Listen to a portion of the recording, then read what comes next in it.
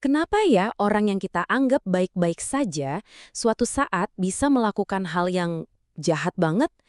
Nah, pertanyaan besar ini yang akan kita coba jawab bareng-bareng hari ini lewat sebuah karya fenomenal dari Philip Zimbardo yang dikenal sebagai efek Lucifer. Coba deh kita resapi dulu pemikiran dari Zimbardo sendiri. Dia bilang, dunia ini dipenuhi dengan kebaikan dan kejahatan. Batas antara keduanya bisa ditembus dan kabur. Ini nih pemikiran yang jadi inti dari semua kebingungan ini. Jadi pertanyaannya sekarang, gimana caranya orang biasa, orang baik seperti kita semua, bisa terbujuk atau bahkan terdorong buat melakukan hal-hal yang jahat? Pertanyaan inilah yang kemudian melahirkan salah satu eksperimen paling gila dan kontroversial dalam sejarah psikologi modern. Oke, siap-siap. Untuk mencari jawaban, Zimbardo melakukan sesuatu yang ekstrim. Dia membangun penjara bohongan di ruang bawah tanah Universitas Stanford. Waktu itu musim panas tahun 1971. Partisipannya, 24 mahasiswa cowok, semuanya normal, sehat, udah diseleksi ketat banget. Nggak ada riwayat kriminal, nggak ada masalah kejiwaan. Terus, nasib mereka ditentukan cuma pakai lemparan koin. Kamu jadi tahanan, atau kamu jadi penjaga. Simple kan? Nah, yang bikin merinding itu, seberapa cepat semuanya jadi kacau balau. Ini nggak butuh waktu berminggu-minggu. Hari pertama, para tahanan ditangkap beneran sama polisi, lalu ritual buat merendahkan mereka dimulai. Belum apa-apa. Hari kedua, para tahanan mulai berontak, dan para penjaga, mereka balas dengan kekerasan dan taktik psikologis yang makin parah. Di hari keempat, satu tahanan udah nggak kuat, mentalnya hancur dan harus dikeluarin. Dan akhirnya, di hari keenam, eksperimen ini harus dihentikan paksa. Padahal rencananya 2 minggu loh, gila kan?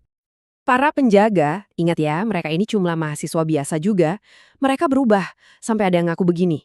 Saya lelah melihat para tahanan dengan pakaian compang-camping, mencium bau badan mereka. Saya melihat mereka saling menyerang atas perintah yang kami berikan. Mereka jadi pencipta hukuman-hukuman kejam yang gak masuk akal. Mau tahu separah apa? Sampai ada 5 orang tahanan yang harus dipulangkan lebih awal. Kenapa? Karena mereka udah hancur secara emosional. Depresi berat, cemas luar biasa dari eksperimen yang baru berjalan beberapa hari. Oke, jadi apa yang sebenarnya terjadi di sana? Apa jangan-jangan emang dari sananya udah ada beberapa mahasiswa yang busuk dan sifat aslinya keluar? Nah, menurut Zimbardo, bukan itu masalahnya.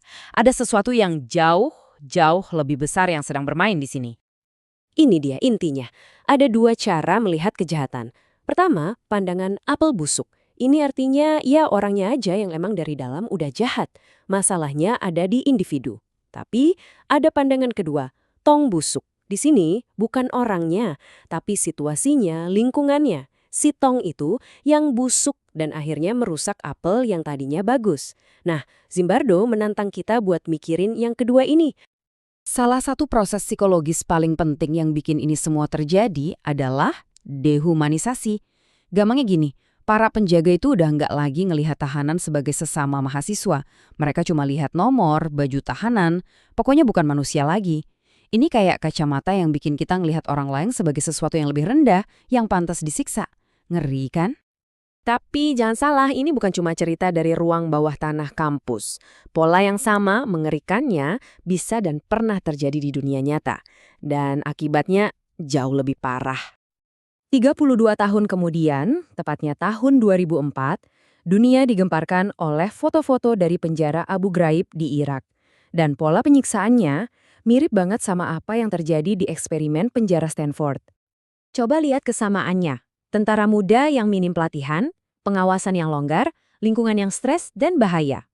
Para tahanan dianggap musuh, bukan manusia. Persis seperti di Stanford kan? Zimbardo bilang, ini bukan cuma soal beberapa tentara nakal. Ini adalah contoh nyata dari tong busuk, situasi beracun yang diciptakan oleh sistem itu sendiri. Nah, ini dia potongan puzzle terakhirnya.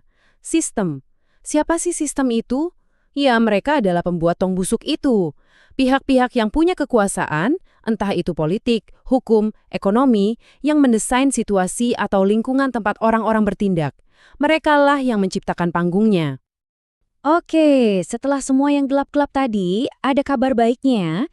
Justru karena kita sekarang paham seberapa kuatnya kekuatan situasi ini, kita jadi bisa belajar cara melawannya. Kita bisa jadi pahlawan. Zimbardo ngasih kita semacam toolkit buat melawan.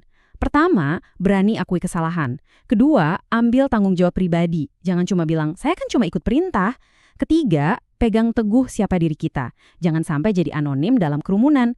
Dan yang terakhir, dan ini yang paling penting, berani lawan sistem yang gak adil. Intinya apa? Kepahlawanan itu sebenarnya obat penawar untuk kejahatan yang paling umum, yaitu diam dan gak peduli.